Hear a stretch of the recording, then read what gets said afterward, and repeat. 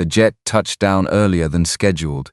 He hadn't told anyone he was coming, that was the point. For months, his mother's voice had felt off, too quick, too careful, like she was choosing words instead of speaking freely. And every time he asked to visit, someone answered for her. Said she was fine, said she was resting, said everything was under control. But now, standing outside the home he had paid for, so he saw the truth. The house was empty, and behind it, buried in dry desert dirt, was something that should not have been there. Welcome to today's story. If you enjoy emotional drama and shocking twists, don't forget to like this video and subscribe for more unforgettable stories. And before we begin, let me know where you're watching from in the comments. He wasn't supposed to see it like this. Ethan Cole stepped away from the black SUV, the desert heat pressing against him like a wall. Phoenix always felt like this in the late afternoon, dry, quiet, almost too still. But today the silence felt wrong. He stared at the house. It was the same one he had wired money into every month, the same one he had seen in photos, the same one his cousin had reassured him about again and again. But something was off. The curtains were gone. The front yard, once trimmed and watered, had turned brittle and yellow. The mailbox hung slightly open, a stack of unopened envelopes spilling out like no one had touched them in weeks. Ethan's chest tightened. He walked up the driveway slowly, each step heavier than the last. The front door wasn't locked. That alone made his stomach drop. He pushed it open, the sound echoed. Too loud, too empty. Inside, the house felt hollow. The furniture was gone, not moved, removed. Clean outlines on the floor marked where things used to be, a couch, a table. A lamp, gone. Ethan stepped inside, his eyes scanning every corner as if something might jump out and explain itself. "Mom," he called. Nothing. He moved deeper into the house, checking each room. Bedroom, kitchen, bathroom, all empty, not abandoned in chaos, not a rushed exit. It looked deliberate, like someone had erased a life. His jaw tightened as he pulled out his phone. He scrolled through recent calls. Her name, repeated, frequent, normal. Everything had looked normal. Every call had ended with the same reassurance. "I'm fine." But standing here now, Ethan felt something crack inside him. Because this wasn't fine. This was staged. He stepped back outside, the air hitting him again, sharper this time. His eyes moved across the yard, searching for anything that didn't belong. That's when he saw it behind the house, partially hidden beneath dry weeds and hardened dirt, a patch of metal. At first it looked like scrap, something left behind, forgotten. But as he moved closer, his steps slowing, he realized it wasn't random. It was a hatch, rusted, yes, but solid, heavy, embedded into the ground like it had always been there. Ethan stopped a few feet away, his heartbeat picking up. He glanced back at the house, empty, then back at the hatch. Something about it didn't just feel out of place. It felt hidden, deliberately. He crouched down, brushing away dirt with his hand. The metal surface was rough beneath his fingers, but intact, not broken, not decayed. Maintained. That didn't make sense. Nothing else here had been maintained. A quiet unease settled over him. He thought about the calls again, the pauses, the way she never stayed on the line too long, the way someone always seemed to step in. His grip tightened against the edge of the hatch. "Mom," he muttered under his breath. For a moment he hesitated, because opening it meant something. It meant crossing a line he didn't fully understand yet. It meant whatever was beneath this wasn't an accident. But then he remembered her last call, her voice, quieter than usual. "I'm fine, don't come, not I'll see you soon, not I miss you, just that, don't come." Ethan swallowed hard, then he pulled. The hatch resisted at first, the metal grinding softly against itself. He adjusted his grip, putting more weight into it. Slowly, reluctantly, it began to move. A low creak cut through the silence, the seal broke.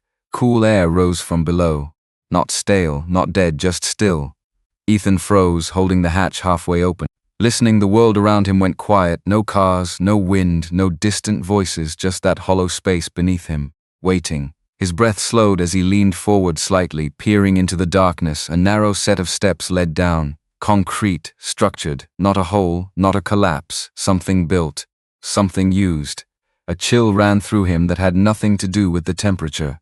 This wasn't abandonment, this was relocation. His mind raced, trying to catch up, trying to explain what he was seeing, trying to deny it. But the truth was already forming, piece by piece, whether he wanted it or not. Someone had moved her, someone had put her down there, and worse, Sumyon had made sure he wouldn't know.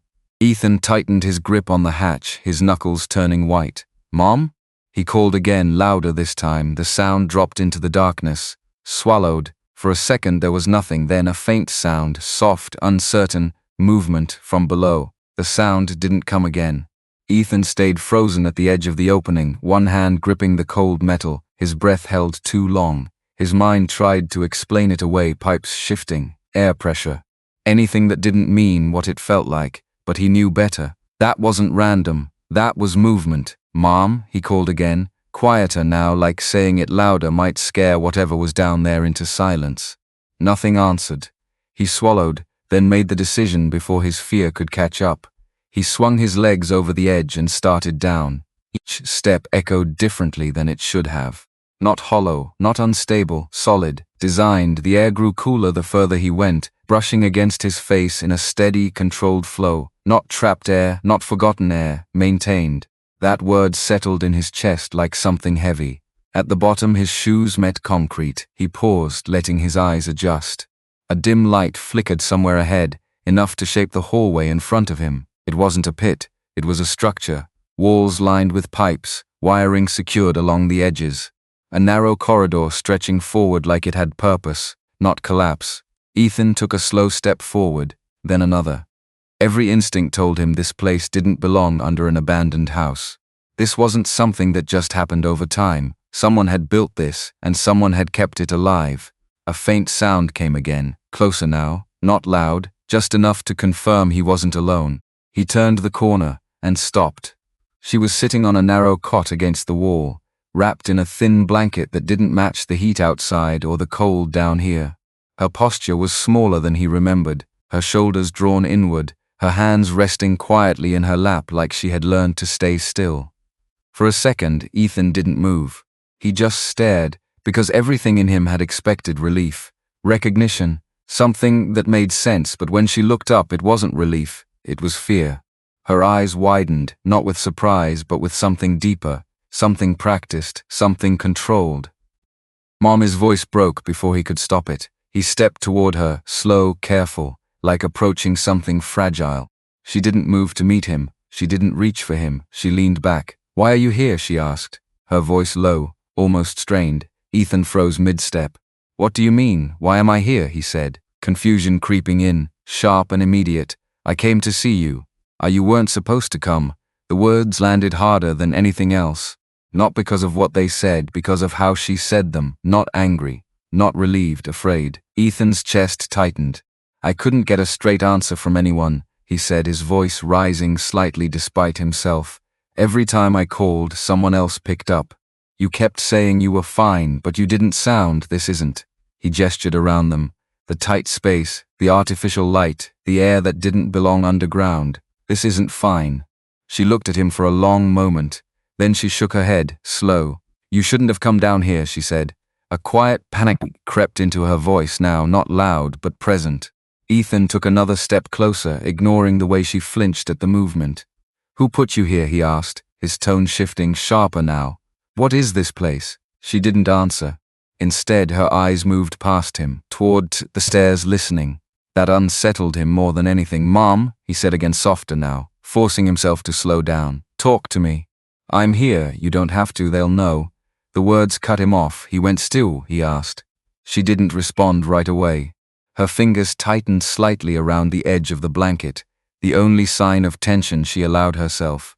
"You shouldn't have come," she repeated, almost to herself this time. "If they know you found me, found you?" Ethan snapped, the word hitting him hard. "What does that mean, found you? You're my mother. You're not something that needs to be." He stopped. Because the way she was looking at him now, it wasn't confusion, it was pity. "You don't understand yet," she said quietly. A long silence followed.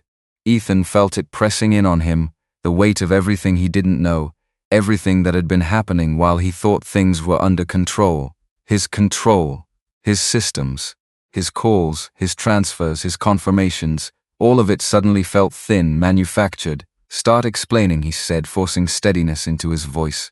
She studied him, searching his face like she was trying to decide something. Then she asked, almost gently, "When was the last time you actually spoke to me?" Ethan blinked. That doesn't make sense, he said. I talk to you every week. No, she said, her voice still calm. You talk to someone every week. The air shifted, not physically, but something inside him did. What are you saying? He asked, quieter now. She held his gaze. For months, she said, you haven't been speaking to me. Ethan felt something drop inside his chest. No, he said immediately. That's not possible, I would know. I'd hear, you heard what they wanted you to hear. The sentence landed clean, precise, and impossible to ignore. Ethan's mind started racing, pulling at details, replaying conversations, searching for anything that didn't fit. The pauses, the short answers, the way calls always seemed to end quickly, the way someone else always stepped in. His stomach turned. Who? He asked again. But this time the question carried weight, real weight. She didn't answer directly. Instead, she said, they control the phone, the accounts, everything that connects me to the outside. Ethan's jaw tightened. Marcus, he said. It wasn't a guess. It was the only name that fit. Her silence confirmed it.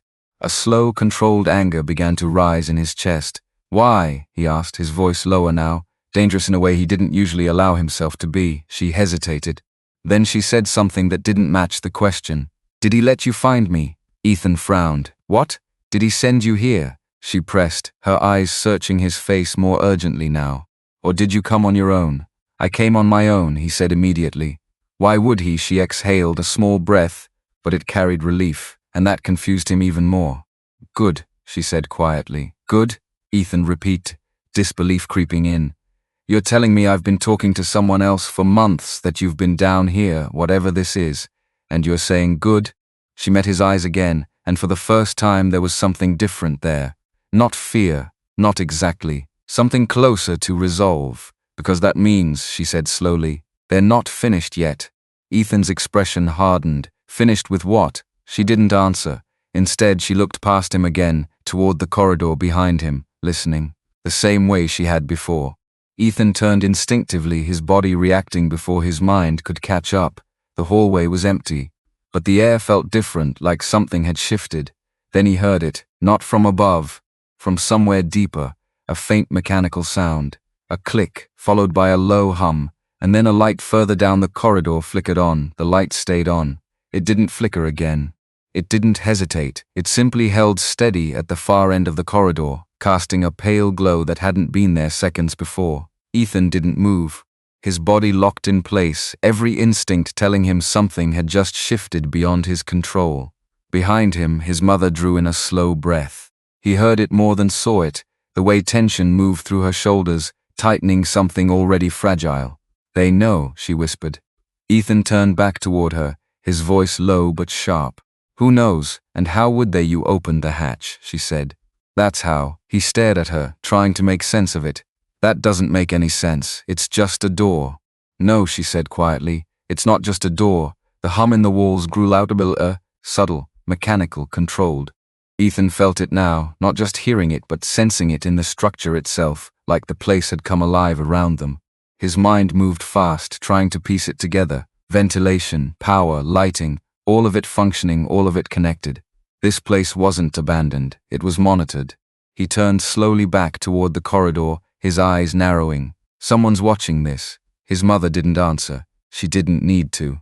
Ethan took a cautious step forward, his focus locked on the light at the end of the hallway. Every part of him wanted to move faster, to find whatever had triggered it, to confront whoever was behind it. But something held him back. Not fear, awareness, because if this place was being monitored, then whoever controlled it already knew he was here, and they hadn't come down, not yet. Stay here, he said quietly, glancing back at her. Her reaction was immediate. No. The word came out stronger than anything she had said so far. Ethan paused. I just need to see what. You don't understand, she cut in, her voice low but urgent now. If you go further, you're not just seeing it, you're stepping into it. He frowned. Into what? She shook her head, frustration and fear blending together. The part they care about, that stopped him. Because everything up to now had felt like control. But that sounded like something else. Something more deliberate. What are they protecting? He asked. She looked at him, really looked this time, like she was weighing something heavier than the moment itself. Then she said, not protecting. A pause, waiting. The word lingered in the air. Ethan's chest tightened. For what? He asked. But she didn't answer. Instead, she looked toward the light again. And this time, there was something else in her expression. Not fear, recognition. Ethan followed her gaze. The hallway hadn't changed, but something about it felt different now. The light didn't just reveal space. It revealed direction, like it was leading somewhere, like it had been turned on for a reason. He exhaled slowly, making a decision. "I'm not leaving this unanswered," he said. His mother closed her eyes for a brief second, as if bracing herself. Then she nodded once. "Then don't touch anything," she said, "and don't assume anything you see is what it looks like." Ethan didn't respond. He just started walking. Each step felt heavier than the last. The hum in the walls stayed constant, a quiet reminder that whatever powered this place was still active, still controlled, still connected to someone who wasn't here. The corridor narrowed slightly as he moved forward, the air growing cooler again. The light ahead became clearer, revealing a small alcove at the end of the hallway, and something inside it. Ethan slowed, then stopped. A panel, flush against the wall but not part of the original structure. It was cleaner, newer, maintained, deliberately placed. He glanced back once. His mother was watching him, her expression tight but steady. He turned back and reached out. His fingers hovered over the surface, then pressed. A soft click answered. The panel shifted slightly, just enough to reveal a seam. Ethan's pulse picked up. He pulled it open. Inside a small compartment, organized, precise, not random storage, files, stacks of documents sealed in plastic sleeves, labels, dates, markings. Ethan stared at them, his mind racing again. This wasn't personal. This was structured, systematic. He reached in and pulled one file out, his hands steady despite the tension building in his chest. The label caught his eye immediately. Property records. He frowned. Another file, financial statements. Another, core logs. Ethan's breath slowed. "No," he muttered under his breath. He flipped open one of the documents and froze because the numbers were familiar. Too familiar. Transfers, dates, amounts, his amounts, the money he had been sending, documented, tracked, redirected. His jaw tightened as he flipped to the next page. Account routing details, authorization signatures. And at the bottom, a name, Marcus Hale. Ethan felt something inside him snap into place. Not just suspicion, confirmation. "This isn't just about hiding her," he said quietly, his voice colder now. "He's been moving money, systematically." Behind him, his mother didn't respond. Ethan pulled out another file, fast this time, call logs. He scanned them, dates aligned with his calls, durations, connections, but something was off. The numbers didn't match, different routing paths, different endpoints. His chest tightened again. "You said I wasn't talking to you," he said, his voice lower now. "I wasn't talking to anyone here." "No," she said softly, "you weren't." Ethan's grip on the file tightened. "Then who was I talking to?" he asked. Silence. Not because she didn't know, because she didn't want to say it. Ethan looked down again. And that's when he saw it. At the back of the compartment, a smaller envelope, different from the rest. Unlabeled, not part of the organized system, set aside. He reached for it slowly, his instincts sharpening again. Something about it didn't belong with the others, which meant it mattered more. His fingers closed around it. He pulled it out, turned it over, still nothing written on it. He opened it. Inside, a single folded sheet. Ethan unfolded it carefully, his eyes scanning the page. And then he stopped breathing, because the first line didn't look like financial records. It didn't look like legal notes. It looked personal, handwritten, and at the bottom of the page a signature. Not Marcus. Not anyone he expected. Ethan's eyes narrowed, his mind trying to catch up to what he was seeing. Then he heard his mother's voice behind him, soft, tense. "You weren't supposed to find that." Ethan didn't look away from the page. The handwriting was steady, not rushed, not desperate. It carried intention, like every word had been placed exactly where it needed to be. His fingers tightened slightly around the paper. "Who wrote this?" he asked, his voice lower now, controlled but edged with something sharper underneath. Behind him, his mother didn't answer immediately. The silence stretched just long enough to feel deliberate. Ethan turned his head slightly, enough to catch her in his peripheral vision. She was watching him closely, not the paper, not the compartment, him, measuring what he would do next. "You already know part of it," she said finally. "That's not an answer." "No," she agreed softly, "it isn't." Ethan looked back down at the page, scanning the first few lines again, slower this time. It wasn't a financial record. It wasn't legal language. It read like a warning. If you're reading this, it means the structure has been opened without authorization. Ethan's jaw tightened. Unauthorized. The word didn't sit right. He kept reading. Do not assume the person who brought you here understands what this place protects. His chest rose slowly, then fell. The sentence landed differently than the rest. Not past tense, present. Not someone who had been involved, someone who still was. Ethan lowered the paper slightly. This isn't old, he said. This is current. His mother nodded once. How long, he asked. Long enough, she replied. That wasn't good enough. Ethan folded the page halfway, then stopped. His instincts told him not to crease it, not to damage it, not to treat it like something disposable, because it wasn't. He slipped it back into the envelope carefully, but didn't put it back in the compartment. Instead, he held onto it. Someone's been maintaining this place, he said, more to himself now. Not just the systems, the records, the monitoring. This isn't just Marcus. No, she said quietly. It never was. Ethan's head snapped back toward her. Then why is his name on everything? Because he thinks he's in control, she said. Ethan stared at her. The words didn't comfort him. They made things worse. Thinks, he repeated. She didn't respond. Instead, she looked at the files still spread open in his hands. You should put those back, she said. Ethan frowned. Why? Because if they're missing, it won't just raise questions, she said. It will confirm something. He narrowed his eyes. Confirm what? That you're not supposed to be here. The air in the corridor seemed to tighten around them.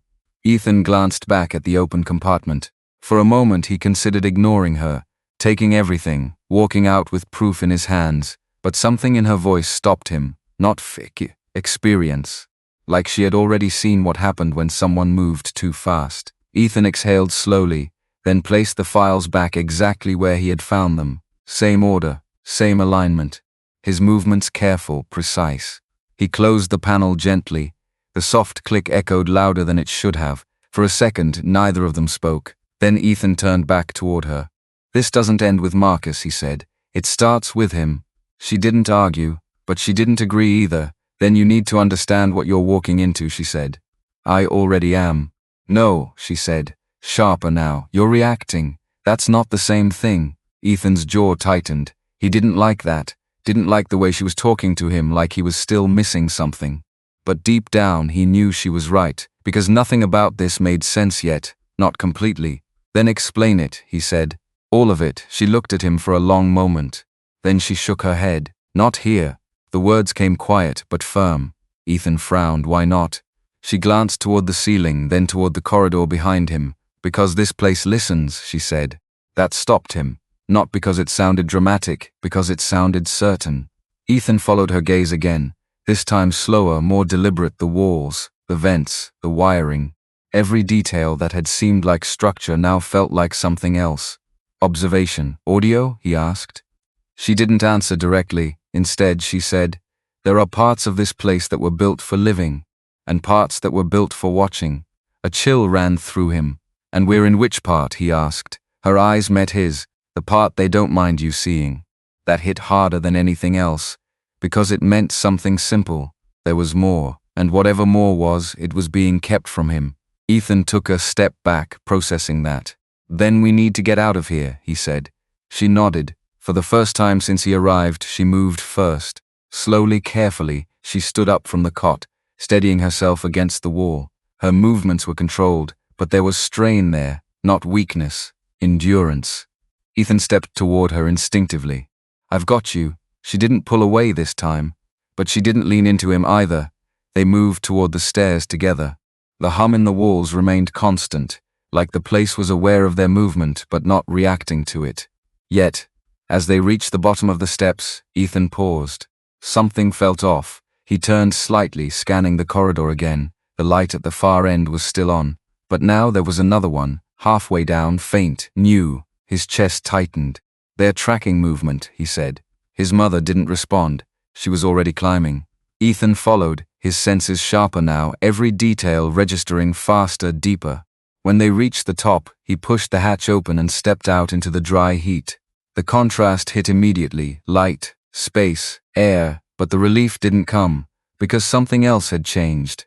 Ethan stopped mid-step. His car was still there, the house was still empty, but the dirt near the hatch was disturbed. Fresh, not from him, not from before. Someone else had been here. Recently. Ethan turned slowly, scanning the open land around them. Nothing, no movement, no sound, just silence stretching across the desert. Too clean, too still. Behind him, his mother spoke again, very quietly. They don't need to be here to know you came.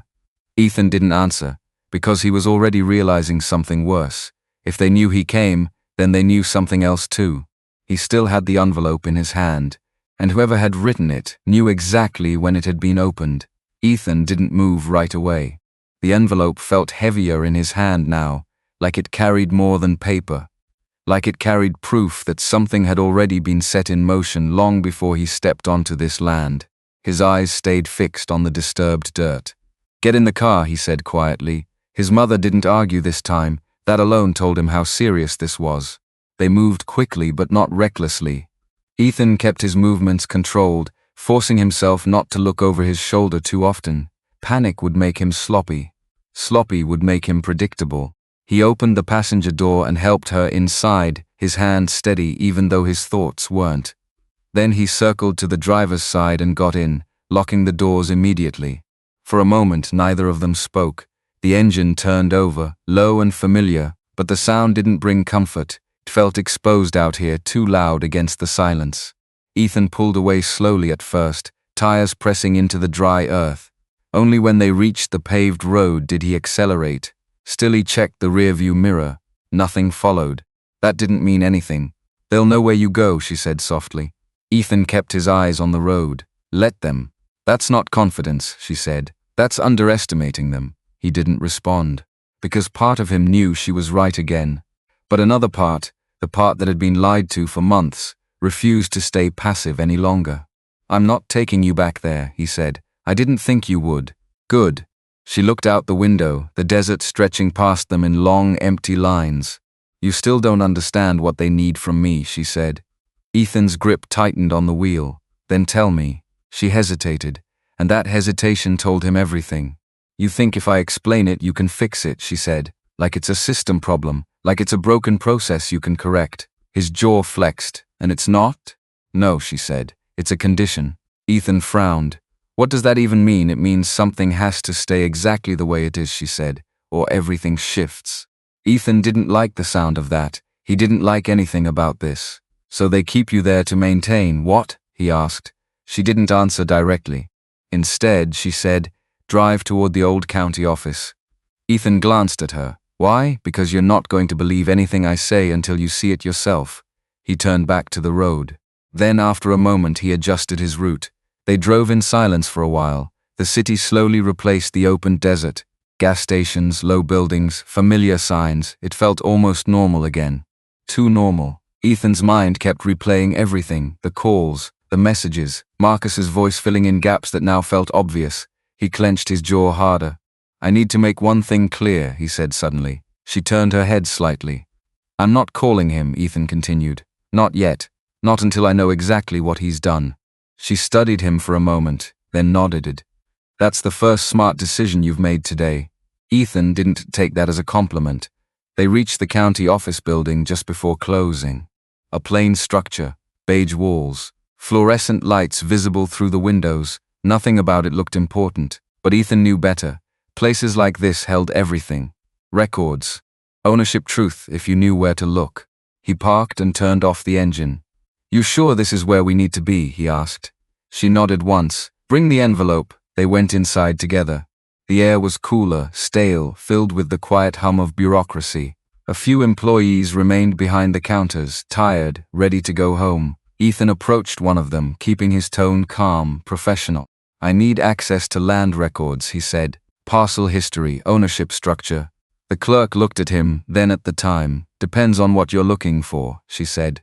Ethan slid a folded paper across the counter, the property address, everything tied to this. She glanced at it, then typed something into her computer. A pause. Her expression changed slightly. "Give me a minute," she said. She stood and disappeared into the back. Ethan felt it immediately, that shift, that moment when something simple becomes something else. His mother stood a few feet behind him, watching quietly. "You've been here before," he said without turning. "Yes, recently." That answer sat wrong. Ethan didn't press it. Not yet.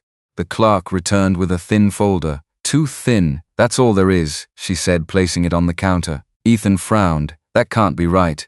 She shrugged slightly. That's what's on file. He opened it. A few pages, basic ownership records, transfers, nothing unusual at first glance. Too clean, too simple. Ethan flipped through it again, slower this time, looking for gaps, dates that didn't line up. Then he saw it, a clause, small, almost buried. He leaned closer. Non-occupancy designation triggers review under trust condition. His pulse slowed, not sped up. Slowed, because now something made sense. He looked up at the clerk. Where's the trust documentation? She shook her head. That's not public access. I'm listed as financial contributor on this property, he said. There should be supplemental filings. She hesitated, then lowered her voice slightly. If it's under protected trust classification, it wouldn't show up here. Ethan stared at her. Protected by who? She didn't answer that. Instead, she said, you'd need legal authorization to go further. Ethan closed the folder slowly. Behind him, his mother spoke. Ask her about the annex records. The clerk froze, just for a second, but Ethan caught it. Annex records, he repeated. The clerk exhaled quietly. Those aren't standard. Neither is this, Ethan said, tapping the folder. Another pause. Then she looked at him differently, less like a customer. More like someone stepping into something complicated. There's a separate archive, she said. Old filings. Some of them weren't digitized. Where? She hesitated again. Then she nodded toward a hallway. Back room. But you didn't hear that from me. Ethan didn't waste time. He took the folder and moved. His mother followed. The hallway was dimmer, quieter. The kind of place people didn't walk through unless they had a reason. At the end was a door, unmarked. Ethan reached for the handle. Paused, then looked at his mother. This is it, isn't it, he said. She didn't answer, but her eyes told him enough. Ethan pushed the door open. Inside rows of old filing cabinets.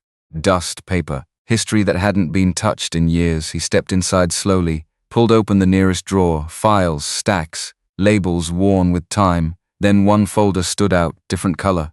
Newer, out of place. Ethan pulled it free, opened it, and froze. Because the first page didn't list ownership. It listed restrictions and, at the top, his mother's name, followed by one line that changed everything.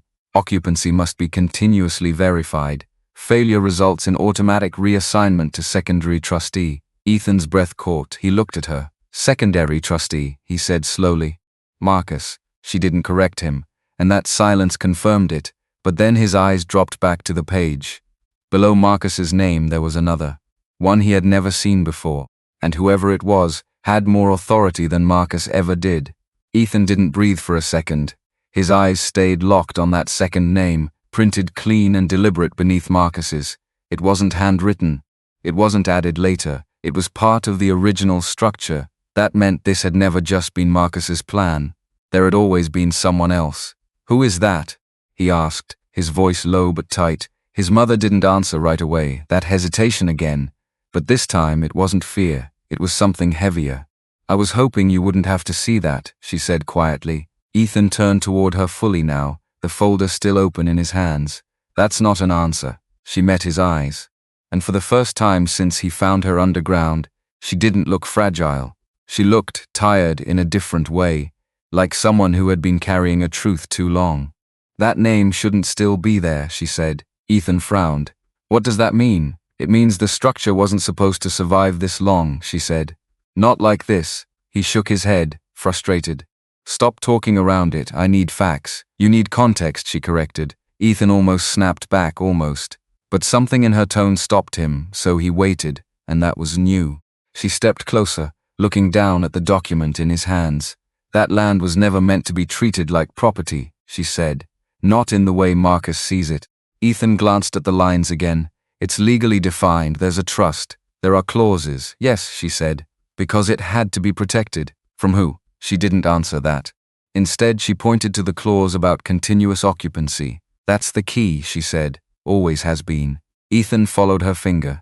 If I stop living there, even for a short time, the system assumes I've abandoned my claim, she continued. And control shifts. To Marcus, Ethan said. And beyond Marcus, she added quietly. Ethan's chest tightened. He looked back at the second name. Then this person, he said slowly. They're the real one in control. She didn't deny it. but she didn't confirm it either. They're the reason Marcus moved fast, she said instead. Faster than he was ready for. Ethan processed that. Marcus hadn't just been greedy, he'd been under pressure. Which meant someone else had been pushing him. Why didn't you tell me any of this? Ethan asked. His voice wasn't angry this time. It was something worse. Hurt. His mother looked at him, really looked this time. Because you trust systems, she said. You trust what's written, what's recorded, what's verified. Ethan swallowed. And this, she gestured to the file, this isn't just about paperwork, it's about who's allowed to disappear quietly. That hit harder than he expected. Ethan looked back down at the document, at the structure, at the design. This wasn't just legal protection, it was a mechanism, one that required someone to stay present or be erased. Marcus thought if he kept you out of sight long enough, Ethan said, the realization forming as he spoke, he could trigger the clause, yes. And then he'd gain control before anyone noticed. Yes, Ethan's jaw tightened, and he almost did. His mother didn't respond, because they both knew he had. For months. Ethan closed the folder slowly, then opened it again, reading more carefully now. Line by line, looking past the obvious, and there it was, a secondary verification process. Not immediate, not automatic. There was a window, a narrow one. Review period, Ethan murmured. His mother nodded. That's the only reason I'm still here, she said. Ethan looked up sharply. What do you mean? It doesn't transfer instantly, she explained. There's a review phase. A confirmation of non-occupancy. Ethan's mind started moving again. Faster now. Which means if we prove you were still residing on the property, the clause doesn't activate, she finished. Ethan exhaled slowly. That was something. Not everything, but something. Then we need proof, he said. His mother's expression shifted. Not relief, not yet. Concerns, it's not that simple, she said. Nothing about this is simple, Ethan replied. But it's possible. She shook her head slightly. You don't understand how careful they've been. Ethan met her gaze. Then help me understand.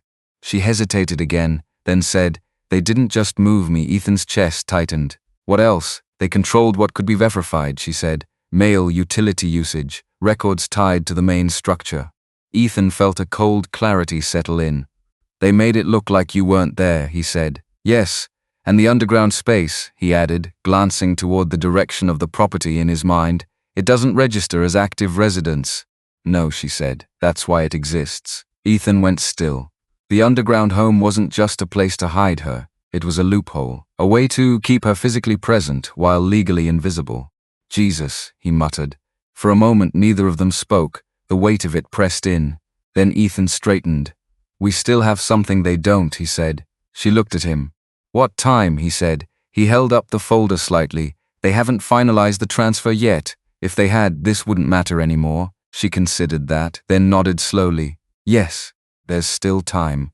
Ethan closed the folder and tucked it under his arm. Then we use it, he said. He turned toward the door, but his mother didn't move. He paused, then looked back. What? She hesitated, then said, if you do this, you're stepping into something bigger than Marcus. Ethan gave a small, humorless exhale. I figured that out already. No, she said quietly. You haven't. There was something in her voice now, something that made him stop. Then tell me, he said. She looked at the file in his hands, then back at him. That second name, she said slowly. It's not just a person. Ethan frowned. What does that mean? She didn't answer right away. Instead, she reached into her coat pocket, pulled out something small. Folded, worn, a piece of paper. She held it out to him. I kept this hidden, she said, even from them. Ethan took it carefully, unfolded it, and felt his stomach drop. Because it wasn't a legal document, it wasn't official, it was a handwritten note. Old, faded, but clear enough. A name, the same name from the file, and beneath it, a date. Not recent, not even close, years ago, long before Marcus ever had control. Ethan looked up slowly. What is this, he asked. His mother's eyes held his, and this time she didn't hesitate. This, she said, is when they first tried to take it. Ethan's grip tightened around the paper. Who? Her answer came quiet, but it changed everything. The people Marcus works for. Ethan's chest went cold. Because that meant Marcus wasn't the architect. He was the middleman. And somewhere out there, Somyon had been waiting for this moment a lot longer than either of them realized. Ethan didn't speak for several seconds. The silence between them stretched, thick and heavy, as the meaning settled in piece by piece. Marcus wasn't just manipulating documents. He wasn't just exploiting a legal loophole. He was working inside something already built, something older, something deliberate. Ethan folded the handwritten note carefully, slower this time, like it mattered how he handled it. Then he slipped it into his jacket pocket, separate from the official file. "Who are they?" he asked. His voice was controlled, but there was an edge underneath now, sharper than before. His mother leaned back slightly against the filing cabinet, her hand resting on the cold metal as if grounding herself. "I don't know their names," she said. Ethan let out a quiet breath that wasn't quite a laugh. "That's not possible. It is when they don't deal with you directly," she replied. "People like Marcus handle that part." Ethan shook his head, pacing once across the small archive room. "So he's just a layer, yes, and he's been pushing you out to trigger the clause, so whoever's above him can step in clean." She nodded. "That's how it works," she said. "No noise, no confrontation, just a shift in paperwork and suddenly it doesn't belong to you anymore." Ethan stopped moving. That word stayed with him. Belong. He looked back at the file in his hands. All of this, every clause, every condition, was built to decide who something belonged to without ever asking the person it was taken from. His jaw tightened. "They've been planning this for years," he said. "Yes, and you knew." She didn't flinch. "I suspect correct." "There's a difference." Ethan stepped closer. "Then why stay? Why not leave, go somewhere safe, force the issue?" Her expression shifted, and for the first time there was a hint of frustration in her eyes. "Because leaving would have given them exactly what they wanted," she said. Ethan paused. That was the part he hadn't fully accepted yet. "If I left," she continued, "even once, even briefly, it would been enough. That clause would activate, and I wouldn't just lose the land, I'd lose any legal standing to challenge it." Ethan absorbed that, so staying underground wasn't just survival, it was resistance, a quiet one, but deliberate. "You stayed to hold the line," he said. She nodded once. "And they made sure no one would believe I was still here." Ethan looked away for a moment. Guilt pressed in again, sharper now, because he had been the one they needed to convince. And they had. Perfectly. "I should come sooner," he said quietly. She didn't respond with comfort. She didn't tell him it wasn't his fault. Instead, she said, "You came when they didn't expect you to." Ethan looked back at her. "And that matters more right now." It wasn't forgiveness, but it was something else. Something steadier. Ethan nodded slowly. Then his mind shifted again, locking onto the problem in front of him. "We need to prove you never left," he said. "Yes. But everything tied to the main house says you did." "Yes." Ethan glanced around the archive room, then back at the file. "Then we need something they couldn't control," he said. His mother's eyes narrowed slightly. "That's what I've been waiting for you to realize." Ethan felt a small, sharp clarity cut through the chaos. "Physical presence isn't enough," he said. "It has to be something verifiable, independent." Yes, he thought quickly now. Utilities manipulated, mail filtered, calls rerouted, records altered. "They closed every official channel," he muttered. "Almost," she said. Ethan looked at her. "Almost?" She hesitated, then said, "There are things tied to the land itself, not the house, not the accounts, the land." Ethan stepped closer again. "What things?" She didn't answer immediately. Instead, she reached past him, toward another drawer, one deeper in the cabinet. She pulled it open slowly. Inside were older files, thicker, more worn. She sifted through them carefully, like she knew exactly what she was looking for. Ethan watched her hands, steady, precise, not fragile, not uncertain. She pulled out a folder different from the others. Heavier. She handed it to him. "This was never supposed to leave the trust," she said. Ethan opened it. Inside, maps, old survey documents, hand-drawn overlays on top of official plots, coordinates, notes, and then something else, a series of inspection logs, not recent, but consistent, stamped, signed. Ethan's eyes narrowed. "These are environmental reports," he said. She nodded. "The land has restrictions," she said. "Protected classification. That's why it was put into trust in the first place." Ethan flipped through the pages faster now. "These inspections, they require physical verification," he said. "Yes. And they're done by third parties," he added. "Yes." Ethan felt it click. "They couldn't fake those," he said. "No. Because they're not controlled through the same system." She nodded again. Ethan looked up at her, something shifting in his expression. "This proves you were there," he said. "It proves the land was occupied," she corrected, "which is enough to challenge the clause." "Yes." Ethan exhaled slowly. For the first time since landing, this felt like leverage, real leverage. But then, his eyes dropped to the dates and his expression changed. "These stop," he said. His voice tightened. 3 months ago, his mother didn't respond. Ethan looked at her. Why did they stop? She held his gaze, and this time there was no hesitation. "Because that's when Marcus started accelerating everything," she said. Ethan's grip tightened on the folder. "So the last independent verification was before he moved me underground," she finished. Ethan's mind raced. That meant everything after that point was controlled, closed, isolated, and without new verification, he said slowly, "They can claim non-occupancy, yes, and there's nothing in the system to contradict it." She nodded. Ethan stepped back, the weight of it settling in again. They had proof, but it was outdated, just enough to show a pattern, not enough to stop what was coming. Unless he looked back at the inspection logs. "Who conducts these?" he asked. She gave a small, almost reluctant answer. "A regional contractor, independent environmental compliance." Ethan's eyes sharpened. "Then we get them back out there," he said. Her expression shifted again. Concern. "Ethan, if we trigger a new inspection," he continued, already thinking it through, "and they verify active occupancy, they won't," she cut in quietly.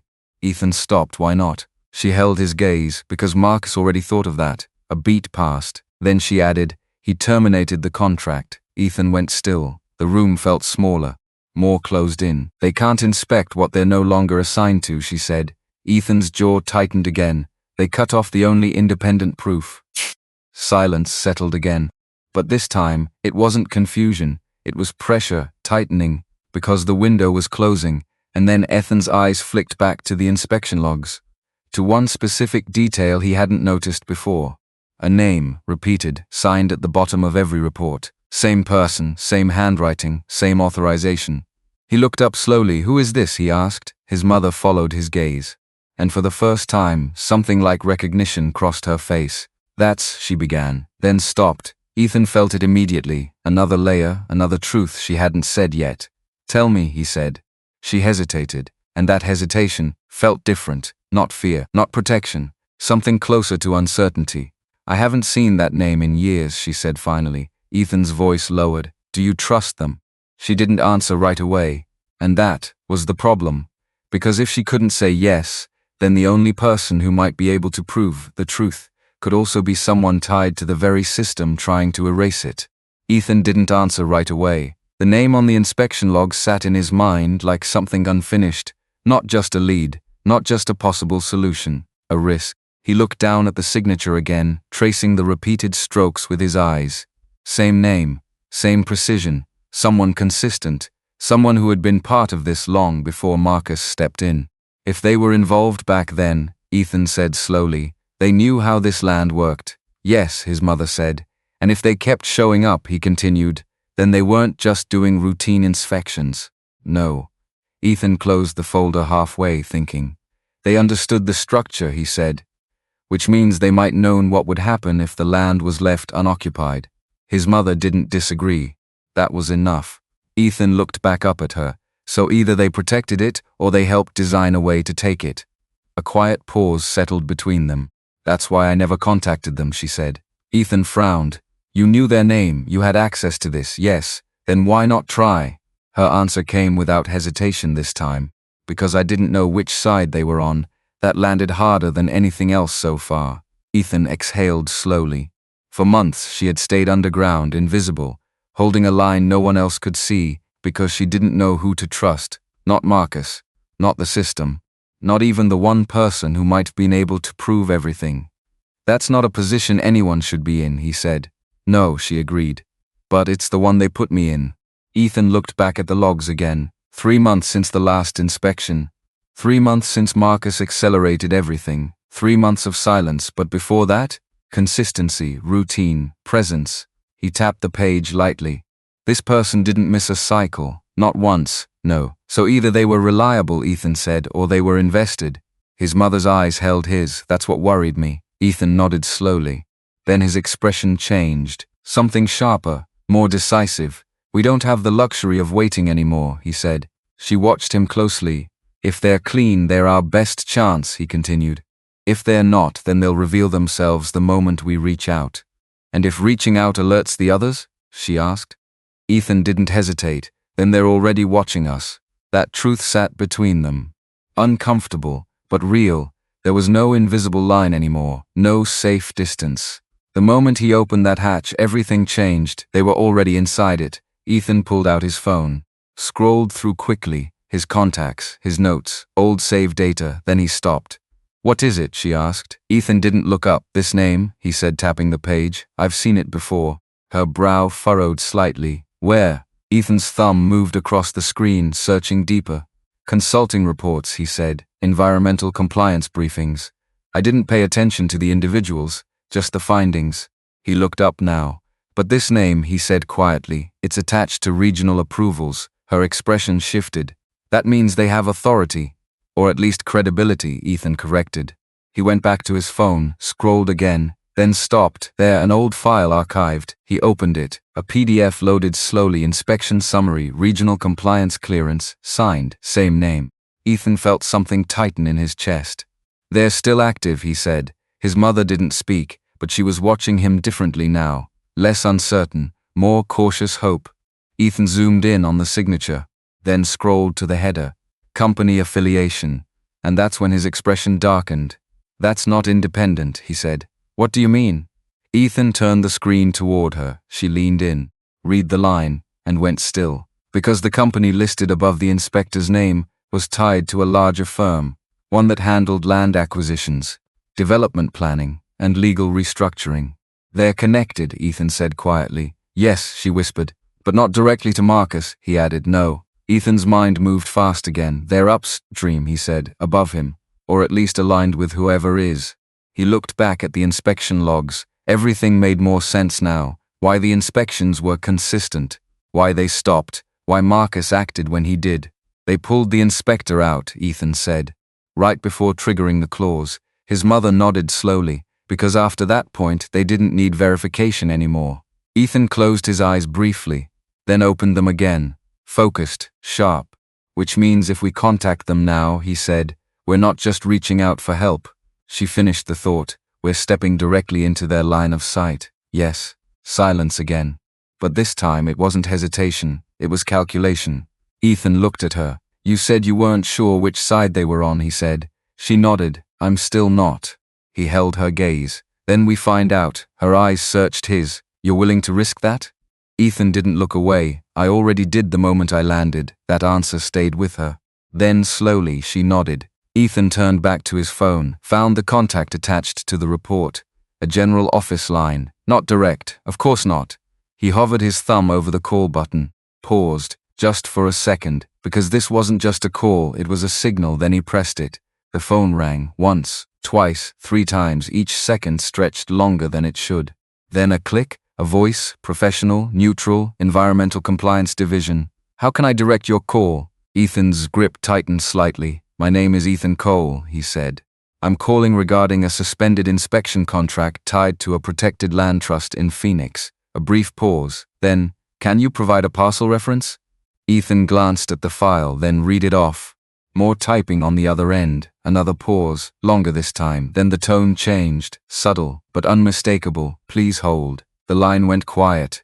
Ethan lowered the phone slightly, meeting his mother's eyes. They both felt it. That shift, that recognition. Someone on the other end knew exactly what he was talking about, and they hadn't expected the call to come from him. Seconds passed. Then the line clicked again. A different voice came on, lower, controlled. "Mr. Cole," the voice said, not a question, a statement. Ethan's chest tightened. "Yes." Another pause. "Then we've been expecting this call." Ethan went still. Every instinct sharpened at once, because that wasn't relief, that wasn't help, that was confirmation.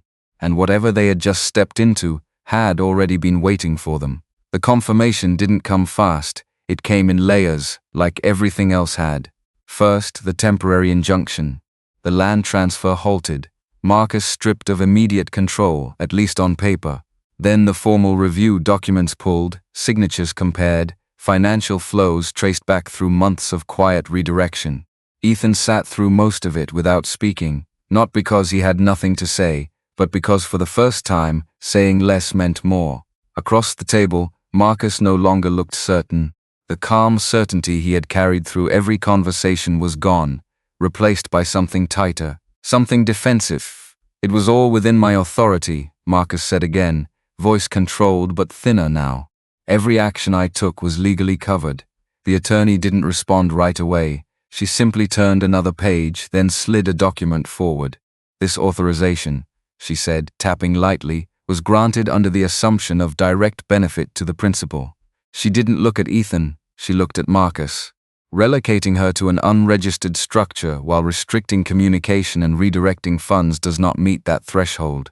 Marcus's jaw tightened. It was temporary. For how long? The attorney asked. Silence. That was the first crack. The next came when the bank records were laid out. Transfers that didn't match declared expenses.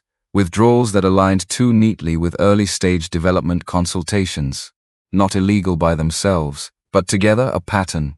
Ethan watched Marcus try to hold the line. It was an investment, Marcus said. Positioning. The land was undervalued. I was protecting it. No, Ethan said quietly. It wasn't loud. It didn't need to be. Marcus looked at him. Ethan met his eyes fully now. No hesitation left. You were positioning yourself, he said. Not the land. Not her. That was the moment everything shifted. Because Marcus didn't deny it. Not directly. He leaned back instead, exhaling slowly, like someone who had already decided the outcome didn't matter anymore. She didn't understand what it was worth, Marcus said. You didn't either. None of you did. Ethan didn't argue. He let him speak. She was sitting on something people would pay millions for, Marcus continued. And you think she was going to manage that? Alone? His tone sharpened. I stepped in because someone had to. No, Ethan said again. You stepped in because you thought no one would stop you. Marcus gave a faint, humorless smile. And I was almost right. The room went still. Because that was the truth. Not clean, not easy, but real. He had almost succeeded. If Ethan hadn't come back early, if the call patterns hadn't slipped, if the hatch had stayed closed. Almost. That word lingered longer than anything else. The rest unfolded the way things do when evidence is stronger than excuses. The financial authority was formally revoked, not just paused, removed. The power of attorney invalidated under review, replaced by temporary oversight until full reinstatement could be processed. Marcus was required to submit a full accounting of all redirected funds. Not optional, not delayed. And the development agreement? Pulled, not dramatically, not in some public collapse, quietly, because no firm wanted to be tied to us already flagged for fiduciary abuse. Marcus didn't argue that part. He just sat there, still, watching it leave his hands. Later, outside, the air felt different, not lighter, just clearer. Ethan stood beside his mother as the last of the paperwork was explained. Next steps, timelines, what came back immediately, what would take longer. Ownership, they confirmed, remained in her name. Unchallenged now, no forced transfer, no triggered clause. The structure, the underground space, was recognized as an active occupancy site, protected. She listened without interrupting. Then, when it was over, she simply nodded. Thank you, she said. Not emotional, not dramatic, just steady. That mattered more. They didn't go back to the house right away. Not the empty one. Not the place that had been stripped down and repurposed without her consent. They went back to the hatch, the same rusted metal, the same dry earth around it. But it didn't feel the same anymore. Ethan stood there for a moment before opening it, not out of fear, out of awareness, because this place had been both a prison and protection. And now it was something else. He pulled it open. This time there was no hesitation going down. Inside, the space felt smaller than before, or maybe just more real. His mother moved slowly, but not uncertainly. She knew every corner, every surface, every adjustment she had made to survive down here. Ethan watched her take it in, not as a victim, but as someone who had endured and chosen to hold on. You don't have to stay here, he said quietly. She looked at him. I know, no defensiveness, no resistance. Just truth. He stepped closer. We can rebuild the house, or sell, or she shook her head gently. I'm not going back to something that can be taken from me again. That stopped him.